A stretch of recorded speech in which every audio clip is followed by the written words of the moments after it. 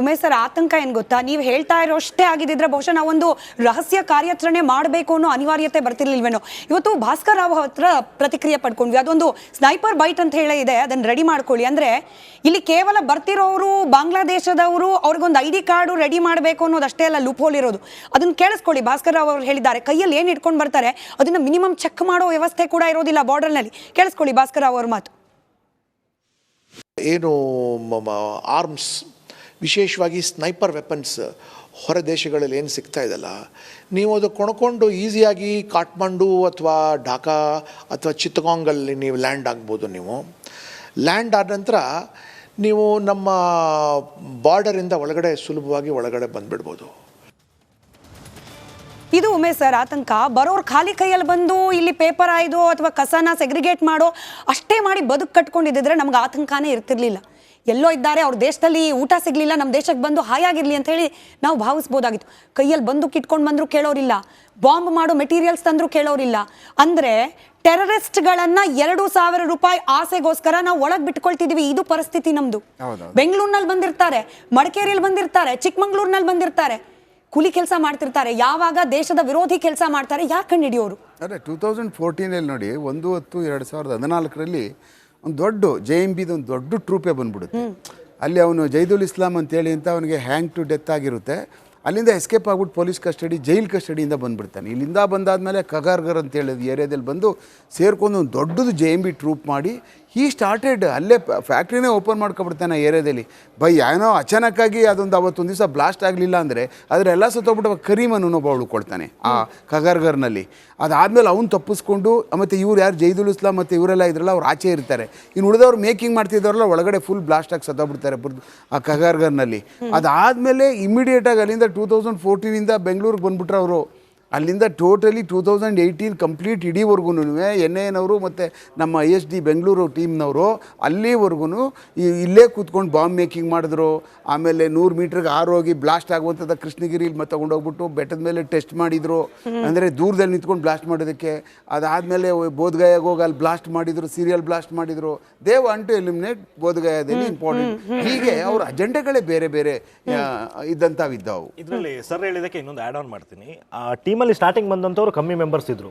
ಆಮೇಲೆ ಇವಾಗ ನಾವು ಇವತ್ತೇನು ತೋರಿಸಿದೀವಿ ಇದೇ ತರದಲ್ಲಿ ಬಂದ್ರಲ್ಲ, ಆಲ್ರೆಡಿ ಬಂದು ಸೆಟ್ಲ್ ಆಗಿರೋರು, ಅಂದ್ರೆ ಅವರು ಹೊಟ್ಟೆಪಾಡಿಗೆ ಅಂತ ಹೇಳಿ ಬಂದಿರಲ್ಲ, ಅವರಲ್ಲಿ ಎಷ್ಟೋ ಜನ ಈ ಆರ್ಗನೈಸೇಷನ್ ಕಡೆಗೆ ಒಲವು ತೋರಿಸ್ಕೊಂಡು ಅದರಲ್ಲಿ ಸೇರ್ಕೊಂಡಿದ್ರು. ಇವರು ಕೂಡ ಸೇರಲ್ಲ ಅಂತ ಹೇಳ್ಬಿಟ್ಟು ಏನ್? ಹೌದು ಹೌದು. ನಾನು ಇವತ್ತು ರಾಜಕೀಯ ಪಕ್ಷದ ವಕ್ತಾರರನ್ನ ಸಹನೆ ಇನ್ನೊಂದು 2 ನಿಮಿಷ ಎಕ್ಸ್ಟ್ರಾ ಕೇಳ್ತೀನಿ. ರಾಜಕೀಯ ಏತರವಾಗಿ ಅದಕ್ಕಿಂತ ಬಹಳ ಮುಖ್ಯವಾದ ಗಂಭೀರವಾದ ವಿಚಾರ ಆಗಿರೋದ್ರಿಂದ ಪೆಮ್ಮಯ್ಯ ಅವರು ಒಂದು ರಿಯಾಕ್ಷನ್, ಅದಾದ್ಮೇಲೆ 3 ಜನರನ್ನ ಮಾತನಾಡ್ತೀನಿ. ಪೆಮ್ಮಯ್ಯ ಅವರೇ, 300 ರೂಪಾಯಿ ಕೇಳೋ ಕಡೆ 100 ರೂಪಾಯಿ ಕೇಳ್ತಾರೆ, ಕೊಟ್ಬಿಡೋಣ ಕೂಲಿ ಕೆಲಸ. ಇದು ಕಾಫಿ ಪ್ಲಾಂಟರ್ಗಳ ಮನಸ್ಥಿತಿ. ನೀವೇ ಬೆಳಗ್ಗೆ ಮಾತನಾಡ್ತಾ ಇದ್ರಿ, ಏನಾಗ್ತಿದೆ ಕೊಡಗುನಲ್ಲಿ.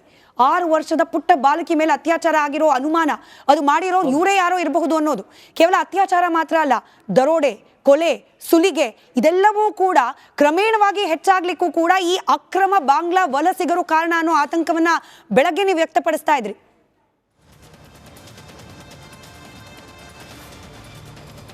ಹೌದು ಮೇಡಮ್, ನಮಗಿಲ್ಲಿ ಏನಾಗಿದೆ ಅಂತ ಹೇಳಿದರೆ, ಈ ಬೆಳಿಗ್ಗೆಯಿಂದ ಈ ಕಾರ್ಯಕ್ರಮ ಆದಮೇಲೆ ನನಗೆ ತುಂಬ ಜನ ಕೊಡಗಿನ ಬೇರೆ ಬೇರೆ ಕಡೆಯಿಂದ ಕರೆ ಮಾಡಿಬಿಟ್ಟು ನಿಜಕ್ಕೂ ಒಂದು ಒಳ್ಳೆ ಕೆಲಸವನ್ನು ನೀವು ಈ ಚಾನೆಲ್ ಅವ್ರು ಮಾಡ್ತಾ ಇದ್ದಾರೆ, ನೀವು ಕೂಡ ಮಾತಾಡಿದ್ರಿ, ಇದು ನಮಗೆ ತುಂಬ ಒಂದು ಆತಂಕದ ಪರಿಸ್ಥಿತಿ ಉಂಟಾಗಿತ್ತು ಅಂತೇಳಿ ಅವರ ಒಂದು ಆತಂಕ ಮತ್ತು ನೋವನ್ನು ನಮ್ಮ ಜೊತೆ ಅವ್ರು ಹಂಚ್ಕೊಂಡ್ರು. ಇಲ್ಲಿ ಏನಾಗಿದೆ ಅಂತಂದರೆ ಬರೀ ಇಷ್ಟು ಮಾತ್ರ ಅಲ್ಲ, ಇವರು ಈ ನಮ್ಮ ಒಂದು ಜೈವಿಕ ಅಸಮತೋಲನ ಕೂಡ ಇವರು ಕಾರಣ ಆಗ್ತಿದ್ದಾರೆ. ಏನಂತ ಹೇಳಿದ್ರೆ, ನಾವು ಕೊಡಗಿನವರು, ನಾವು ಪ್ರಕೃತಿ ಪೂಜಕರು. ಇವರು ಬರುವಂಥವ್ರು ಇವ್ರು ಏನು ಮಾಡ್ತಿದ್ದಾರೆ ಅಂತಂದರೆ, ನಮ್ಮ ತೋಟದಲ್ಲಿರುವಂತಹ ಕಾಡು ಕೋಳಿ, ಮೊಲಗಳು, ನಮ್ಮ ಕೆರೆ ತೊರೆ, ನಮ್ಮ ಹೊಳೆಯಲ್ಲಿರುವಂಥ ಕಪ್ಪೆ, ಏಡಿ, ಮೀನು ಯಾವುದನ್ನು ಬಿಡ್ತಿಲ್ಲ, ಕಂಪ್ಲೀಟ್ ಖಾಲಿ ಮಾಡ್ತಾ ಇದ್ದಾರೆ. ಈಗ ಮತ್ತೊಂದು ವಿಚಾರವನ್ನು ನಾನು ಹೇಳಿಕ್ ಮರ್ತೆ, ಈ ಮಡಿಕೇರಿಯಿಂದ ಬಾಗಮಂಡ್ಲಕ್ಕೆ ತಾವೇನು ಹೋಗ್ತೀರಾ, ಆ ದಾರಿಯಲ್ಲಿ ಸಿಗುವಂಥ ಒಂದು ಊರಿನಲ್ಲಿ ಇವ್ರು ಏನು ಮಾಡಿದ್ದಾರೆ ಅಂತ ಹೇಳಿದರೆ, ಯಾವುದೋ ಒಂದು ಸಣ್ಣ ಇದಕ್ಕೆ ಮನಸ್ತಾಪ ಬಂದ್ಬಿಟ್ಟು ಈ ಅಕ್ರಮ ಬಾಂಗ್ಲಾ ವಲಸಿಗರು ಯಾರು ಅವ್ರ ತೋಟದಲ್ಲಿ ಕೆಲಸ ಮಾಡ್ತಾ ಇದ್ರು, ಅವರು ಕತ್ತಿ ದೊಣ್ಣೆ ಕಲ್ಲಲ್ಲಿ ಇಟ್ಕೊಂಡು ಅವರ ಹೆಂಗಸರು ಗಂಡಸರು ಮಕ್ಕಳೆಲ್ಲ ಸೇರ್ಕೊಂಡು ಈ ಒಂದು ರೈತ ಯಾರಿದ್ರು ಅವ್ರನ್ನ ಅಟ್ಟಾಡ್ಸ್ಕೊಂಡು ಹೊಡೆದಿದ್ದಾರೆ.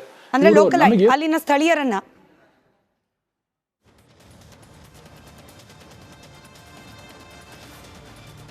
ರೈಟ್, ಬಹುಶಃ ಫ್ರೀಸ್ ಆಯಿತು ಅಂತ ಹೇಳಿ. ಇವಾಗ ರಾಜಕೀಯ ತರಬಾರ್ದು ಮಹೇಶ್ ಜಿ, ಇಂಥ ವಿಚಾರದಲ್ಲಿ ಎಲ್ಲ ಪಕ್ಷಗಳು ಕೂಡ ಒಗ್ಗಟ್ಟಿನಿಂದ ದೇಶ ವಿರೋಧಿಗಳನ್ನು ಆಚೆ ಹಾಕೋ ಕೆಲಸ ಮಾಡಬೇಕು. ಬೊಮ್ಮಾಯಿ ಅವರು ಬೈಟ್ ಕೇಳಿಸ್ಕೊಂಡೆ, ಗೃಹ ಸಚಿವರಾಗಿದ್ದ ಸಂದರ್ಭದಲ್ಲಿ ಬೊಮ್ಮಾಯಿ ಅವರು ಕೂಡ ಇದ್ರ ವಿರುದ್ಧವಾಗಿ ನಾವೇನಾದ್ರೂ ಕ್ರಮ ಕೈಗೊಳ್ಳಬೇಕು ಅಂತ ಹೇಳಿ ಭಾಸ್ಕರ್ ರಾವ್ ಸರ್ ಅವರು ಆಗ ಪೊಲೀಸ್ ಅಧಿಕಾರಿಯಾಗಿದ್ದಾಗ ಅವ್ರಿಗೆ ಇನ್ಸ್ಟ್ರಕ್ಟ್ ಮಾಡಿದ್ರಂತೆ. ಅಂಥವ್ರು ಇವತ್ತು ವೆಸ್ಟ್ ಬೆಂಗಾಲ್ ಮಮತಾ ಬ್ಯಾನರ್ಜಿ ತರಬಹುದ ರಾಜಕೀಯ? ಕೇವಲ ಮಮತಾ ಬ್ಯಾನರ್ಜಿ ಅವರ ವೆಸ್ಟ್ ಬೆಂಗಾಲ್ ಸರ್ಕಾರನ ದೂಷಣೆ ಮಾಡ್ಬೋದಾ? ನಮ್ಮಲ್ಲಿ ಇಲ್ವಾ ಲೂಪ್ ಹೋಲ್ಸು? ಒಳ್ಳೆ ಪ್ರಶ್ನೆ ಕೇಳಿದ್ರೆ ನೋಡಿ, ಇದರಲ್ಲಿ ತಾಂತ್ರಿಕವಾಗಿ technically as a law and order issue ಇಟ್ಕೊಂಡು ಎಲ್ಲ ಮಾತನಾಡಿದ್ದಾರೆ. ಉಮೇಶ್ ಅವರು ಮಾತನಾಡಿದ್ದಾರೆ, ಮಿಕ್ಕಿದವರು ಮಾತನಾಡಿದ್ದಾರೆ. ಈ ಸಮಸ್ಯೆ ಯಾಕೆ ಇಷ್ಟು ಸುಲಭವಾಗಿ ಪಾಕಿಸ್ತಾನದಿಂದ ಇನ್ಫಿಲ್ಟ್ರೇಟ್ ಆಗಲಿದ್ದು ಕಷ್ಟ, ಬಾಂಗ್ಲಾದೇಶದಿಂದ ಯಾಕೆ ಇಷ್ಟು ಸುಲಭವಾಗಿ ಇನ್ಫಿಲ್ಟ್ರೇಷನ್ ಆಗ್ತಾ ಇದ್ದಾರೆ ಅಂತಕ್ಕಂಥದಕ್ಕೆ ಒಂದು ಐತಿಹಾಸಿಕ ಬ್ಲೆಂಡರ್ ಇದೆ. ನೋಡಿ, ಅಂದಾಜು ಈ ದೇಶದ ಒಳಗಡೆ ಸುಮಾರು 3 ಕೋಟಿ ಬಾಂಗ್ಲಾದೇಶಿಗರಿದ್ದಾರೆ ಅಂತ ಒಂದು ಅಂದಾಜು. ಅನೇಕ ರಾಜಕೀಯ ತೀರ್ಮಾನಗಳ ಸದೃಢ ತೀರ್ಮಾನ ತೆಗೆದುಕೊಳ್ಬೇಕು ಅಂತ 2014 ಆದಮೇಲೆ ಮಾಡಿದ್ವಿ. ಅದಕ್ಕೆ ಒಂದು ಮುಂದುವರೆದ ಭಾಗವಾಗಿ NRC ಆಗಬೇಕು ಅಂತಕ್ಕಂಥ ಭಾಗ. NRC ಬಂತಂದರೆ ಒಂದು ವರ್ಗ ಬೇಜಾರು ಮಾಡ್ಕೊಳ್ಳುತ್ತೆ ಅಂತ ಅವರಲ್ಲಿ ಭಯದ ವಾತಾವರಣವನ್ನು ಸೃಷ್ಟಿ ಮಾಡಿ NRC ಬಗ್ಗೆ ಭೂತತ್ತರ ಚಿತ್ರಣ ಮಾಡಿ NRC ತಂದುಬಿಟ್ರೆ ನಮ್ಮದೆಲ್ಲ ಆಗ್ಬಿಡುತ್ತೆ ಅಂತ ಸ್ಥಳೀಯ ಮುಸಲ್ಮಾನರಲ್ಲಿ ಭಯವನ್ನು ಬೀಳುವಂಥ ಕೆಲಸವನ್ನು ಕಾಂಗ್ರೆಸ್ ಮಾಡಿರೋವಂಥದ್ದು ಒಂದು ಭಾಗ. ಎರಡನೇ ಭಾಗ ಬ್ಲಂಡರ್ ಎಲ್ಲಿ ಅಂತ, ಯಾಕೆ ಇದನ್ನೇ ಆಗುತ್ತೆ ಉಮೇಶ್ ಸರ್, ಯಾಕೆ ಈ ಥರ ಆಗ್ತಾಯಿದೆ ಇನ್ಫಿಲ್ಟ್ರೇಷನ್ ಆಗುತ್ತೆ ಅಂತಂದರೆ, ಅವತ್ತಿನ ಕಾಲಘಟ್ಟದಲ್ಲಿ ಏನು ದೇಶ ವಿಭಜನೆ ಆದಂಥ ಸಂದರ್ಭದಲ್ಲಿ ಒಂದು ತೆಗೆದುಕೊಂಡಂಥ ಒಂದು ತೀರ್ಮಾನ ಏನು ರ್ಯಾಡ್ಕ್ಲಿಫ್ ಕಮಿಷನ್ ಏನು ಮಾಡ್ತೋ, ಅವತ್ತಿನ ದಿನ ಬಾರ್ಡರ್ಸನ್ನು ಮಾಡಬೇಕಾಗಿತ್ತು. ಆ ಬಾರ್ಡರನ್ನು ಮಾಡಬೇಕಾದಂಥ ಸಂದರ್ಭದಲ್ಲಿ ಈ ಅವತ್ತಿನ ರಾಜಕೀಯ ಪಾರ್ಟಿ ಕಾಂಗ್ರೆಸ್ಸು ಅಲ್ಲಿಯ ಹಿಂದೂಗಳಿಗೆ ಏನು ಕೊಡುತ್ತೆ ಅಂದರೆ ಬಾಯ್ಕಾಟ್ ಮಾಡಕ್ಕೆ ಕೊಟ್ಬಿಡತ್ತೆ. ಬಂದೆ ನಟರಾಜ್ ಒಂದ್ ನಿಮಿಷ ಒಂದ್ ನಿಮಿಷ ನಾನು ಅವ್ರಿಗೆ ಹೇಳ್ತಿದ್ದೀನಿ, ಒಂದ್ ನಿಮಿಷ ಅಂತ ಅವ್ರಿಗೆ ಹೇಳ್ತಾ ನಾನು ಹೇಳ್ತಿದ್ದೀನಿ, ಅವ್ರಿಗೆ ಒಂದ್ ನಿಮಿಷ ಅಂತ ಅವ್ರನ್ನ ಕಂಟ್ರೋಲ್ ಮಾಡ್ತಿದ್ದೀನಿ, ನೀವು ಮುಂದುವರಿಸಿ. ಒಂದ್ ನಿಮಿಷ ಇರಿ ನಟರಾಜ್ ಅವರೇ, ಒಂದ್ ನಿಮಿಷ ಇರಿ, ಕಂಪ್ಲೀಟ್ ಮಾಡಕ್ ಬಿಡ್ರಿ. ಕಂಪ್ಲೀಟ್ ಮಾಡ್ಲಿ ನಟರಾಜ್ ಗೌಡ, ಇಲ್ಲಿ ಕೇಳಿ, ಇದನ್ನ ಮಾಡು. ಈಗ ಏನಾಗ್ಬಿಡತ್ತೆ ಅಂದ್ರೆ, ಇಲ್ಲಿ ಏನಾಗಿದೆ ಅಂದ್ರೆ ಸರ್, ಇಲ್ಲಿ ಏನಾಗಿದೆ ಅಂದ್ರೆ ಕೆಲವು ಕಡೆ 50 ಮೀಟರ್, ಕೆಲವು ಕಡೆ 50 ಮೀಟರ್, ಕೆಲವು ಕಡೆ 100 ಮೀಟರ್, ಈ ತರ ಬಾರ್ಡರ್ಸ್ ಆಗ್ಬಿಟ್ಟು ಎಲ್ಲ ಕಡೆನೂ ಪೊಲೀಸಿಂಗ್ ಮಾಡೋಕ್ಕಾಗ್ತಾ ಇಲ್ಲ. ಹಾಗೂ ನಮ್ಮ ಸರ್ಕಾರ ಮೊನ್ನೆ 38 ದ್ವೀಪಗಳು, ಈ ಥರ ದ್ವೀಪಗಳನ್ನ ಟ್ರಾನ್ಸ್ಫರ್ ಮಾಡ್ಕೊಂಡ್ವಿ, ಸ್ವ್ಯಾಪ್ ಮಾಡ್ಕೊಂಡ್ವಿ. ನಾವು 48 ಅವ್ರು ಕೊಟ್ವಿ, 38. ನಾನು ಯಾಕೆ ಇದನ್ನು ಉಲ್ಲೇಖ ಮಾಡ್ತಾ ಇದ್ದೀನಿ ಅಂದರೆ, ಇಲ್ಲಿ ಎಲ್ಲೂ ಕೂಡ ನಿಮಗೆ ಎಂತ ನೀವು ಸೆಕ್ಯೂರಿಟಿ ಹಾಕಿ ಎಂತ ನೀವು ಫೋರ್ಸ್ ಹಾಕಿದ್ರು ಕೂಡ 50 ಮೀಟರ್ ಪಾಸ್ ಮಾಡ್ಬಿಡ್ತಾ ಇದ್ದಾರೆ. ಪಕ್ಷವನ್ನ ಸಮರ್ಥನೆ ಮಾಡ್ಕೊಂಡು ಕೇಂದ್ರ ಸರ್ಕಾರದ ಪರವಾಗಿ ಮಾತನಾಡಬೇಕು.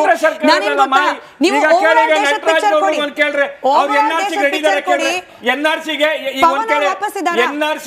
ಈಗ ನಾಳೆ ಕರ್ನಾಟಕದಲ್ಲಿ NRC ಶುರು ಮಾಡ್ತಾರೆ ಕೇಳಿ, NRC ಶುರು ಮಾಡ್ತಾರೆ ಕೇಳಿ.